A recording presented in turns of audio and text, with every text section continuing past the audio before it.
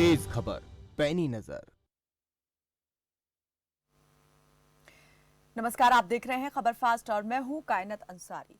भूपेंद्र पटेल गुजरात के अगले मुख्यमंत्री होंगे। सीएम की रेस में सभी दावेदारों को चौंकाते हुए बीजेपी विधायक दल की बैठक में यह फैसला किया गया। खबरों के मुताबिक भूपेंद्र पटेल पूर्व मुख्यमंत्री आनंदीबेन पटेल के बेहद करीबी माने जाते हैं। आनंदीबेन पटेल ने जब पद से इस्तीफा दिया था तो उनकी ही सीट से भूपेंद्र पटेल ने चुनाव लड़ा था। मुख्यमंत्री पद की रेस में डिप्टी सीएम नितिन पटेल, केंद्रीय मंत्री मनसुख मंडाविया, पुरुषोत्तम रुपाला और आरसी फाल्दू का नाम चर्चा में था। खबरों के मुताबिक विधायक दल की बैठक में पूर्व मुख्यमंत्री विजय रूपाणी ने भूपेंद्र पटेल के नाम का प्रस्ताव रखा, जिस पर मुहर लग गई।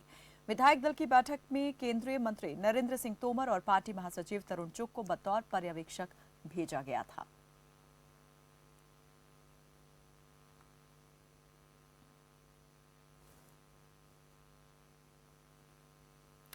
तो आखिर कौन है भूपेंद्र पटेल जिन्हें गुजरात का सीएम बनाया गया है, चलिए आपको बताते हैं।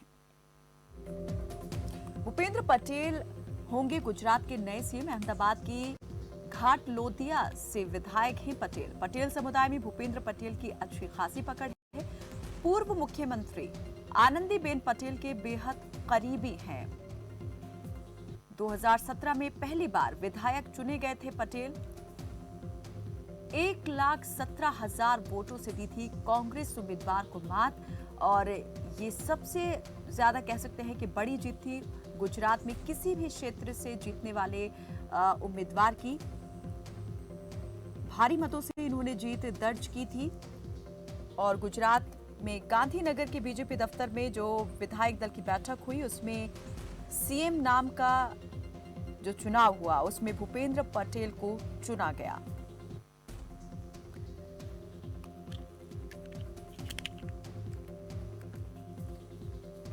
तो गुजरात के सीएम विजय रूपाणी ने अपना इस्तीफा जो है एक दिन पहले ही राज्यपाल को सौंप दिया था, और इस बात की चर्चा शुरू हो गई थी कि आखिर ये नेतृत्व परिवर्तन जो है चुनाव से ऐन पहले क्यों हुआ है और इसके पीछे का कारण क्या है, अब अगला मुख्यमंत्री कौन होगा। तरह तरह की बातें सामने आ रही थी, लेकिन एक बात जो साफ हो चुकी है वो है मुख्यमंत्री का नाम भूपेंद्र भाई पटेल जो है गुजरात के मुख्यमंत्री होंगे। लेकिन इसके पीछे के क्या कारण है उस पर ज्यादा बातचीत के लिए मेरे सहयोगी भविष्य त्यागी मेरे साथ जुड़ चुके हैं। भविष्य, आप किस तरीके से देख रहे हैं और कैसे देखा जाए इस नेतृत्व परिवर्तन को?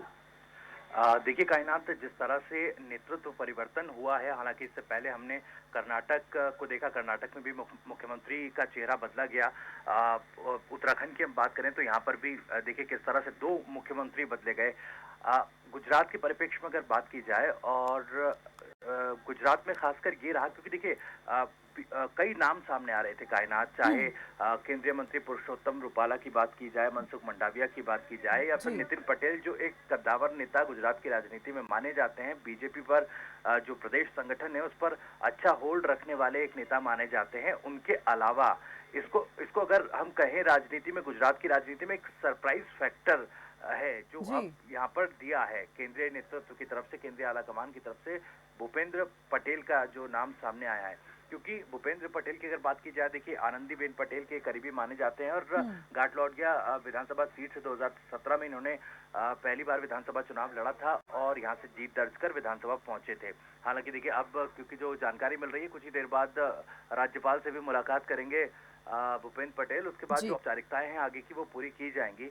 कारण कायनात, देखिए कारण क्या कुछ है इस पर बात की जाए तो अगले साल गुजरात में विधानसभा चुनाव होने हैं, और 1995 के बाद से लगातार गुजरात में बीजेपी सत्ता पर काबिज है। 26 साल लगभग हो चुके हैं, और चूंकि प्रधानमंत्री नरेंद्र मोदी का भी ये जो राज्य है ये बड़ा एक किला है, यूं कहे कि गढ़ माना जाता है, और यहाँ पर होल्ड रखना, यहाँ पर पकड़ रखना बीजेपी के लिए बहुत ज्यादा जरूरी है।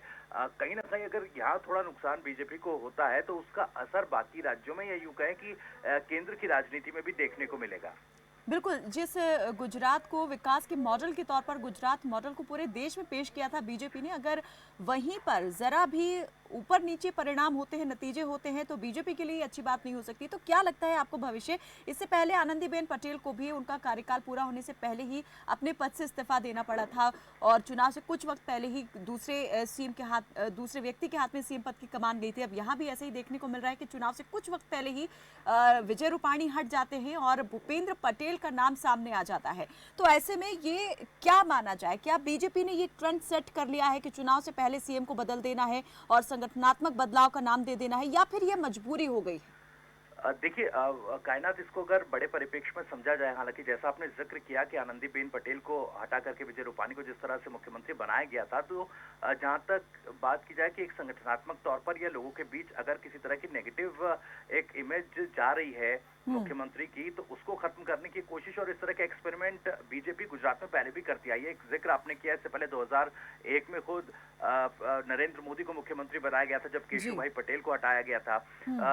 तो ऐसे एक्सपेरिमेंट तो जरूर किए गए, लेकिन अब सवाल ये उठता है कि क्या इसे एक मास्टर स्ट्रोक कहा जा सकता है बीजेपी का, या फिर ये रिस्की बीजेपी के लिए हो सकता है? क्योंकि देखिए, एक तरफ जहां ये माना जा रहा था, अंदर खाने जो खबरें थी कि पाटीदार समाज जो है वो कहीं ना कहीं उसके बीच एक नाराजगी है, उस नाराजगी को दूर करने के लिए कहीं ना कहीं एक कोशिश बीजेपी करना चाह रही थी, लेकिन किस तरह से, क्योंकि कई फैक्टर्स को ध्यान में रखना होता है कायनात। चाहे अब अगर आप कोई चेहरा बदलते हैं, किसी नाम पर फैसला होता है, तो हालांकि इसमें गुटबाजी जो है वो कहीं ना कहीं आ जाती है, जिसको दूर रखने के लिए आलाकमान की कोशिश करता है कोई ऐसा चेहरा हो जिसको अगर मुख्यमंत्री बनाया जाए तो संगठन में गुटबाजी जैसी कोई चीज ना हो। तो हालांकि देखिए, पुष्कर सिंह धामी उत्तराखंड में बनाए गए वो एक ऐसा चेहरा थे जो हालांकि जमीनी स्तर पर काफी अच्छा उनका प्रभाव था, लेकिन कहीं ना कहीं गुटबाजी से वो दूर थे। और इसी तरह से भूपेंद्र पटेल को भी यहाँ पर लाया गया ताकि किसी तरह से हावी गुटबाजी ना हो पाए संगठन में। तो यही वो कारण है। अब देखिए, जो भूपेंद्र पटेल हैं, और भी कई समीकरण हैं, क्योंकि देखिए पाटीदार के साथ साथ कड़वा और लेउआ जो समुदाय है उस पर भी ये काफी प्रभाव रखते हैं जी। और उसमें अगर ये भी अगर गौर करें, फिलहाल जो पाटीदार समाज है, कुल आबादी अगर गुजरात की बात करें तो ये 14% के आसपास है, और अगर कुल वोटर्स की बात करें तो 21% के आसपास है। यानी कि गुजरात की सियासत में काफी निर्णायक भूमिका पाटीदार समाज की रहती है। और अब क्योंकि फिलहाल भूपेंद्र पटेल को मुख्यमंत्री के तौर पर उनका चुनाव कर लिया गया है, तो ऐसे में पाटीदार समाज को अगर देखा जाए तो हार्दिक पटेल एक ऐसे नेता है जो चैलेंज कर रहे थे बीजेपी को प्रदेश में, और वो कांग्रेस में, क्योंकि पाटीदार आंदोलन से वो खड़े हुए एक अच्छा खासा। तो ये तोड़ के तौर पर बीजेपी ने जो है अपना उम्मीदवार एक खड़ा कर दिया है सामने।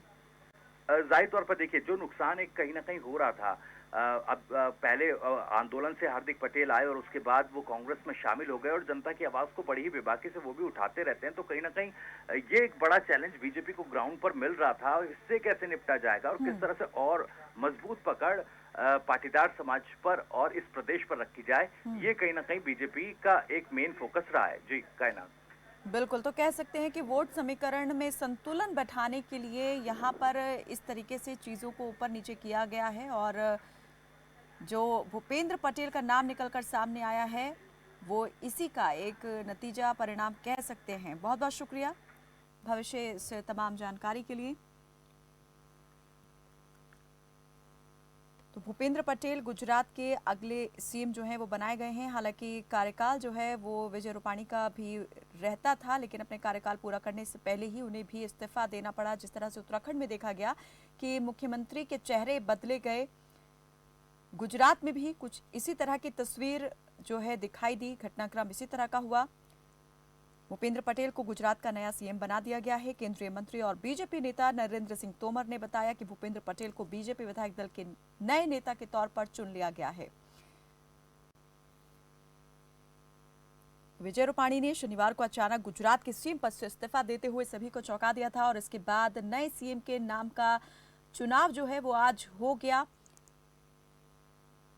और बीजेपी ने केंद्रीय कृषि मंत्री नरेंद्र सिंह तोमर और प्रहलाद जोशी को केंद्रीय पर्यवेक्षक के रूप में नियुक्त किया। दोनों नेता गांधीनगर के बीजेपी कार्यालय पहुंचे थे और विधायक दल की बैठक में भूपेंद्र पटेल के नाम पर सहमति बनी और मुहर लगी।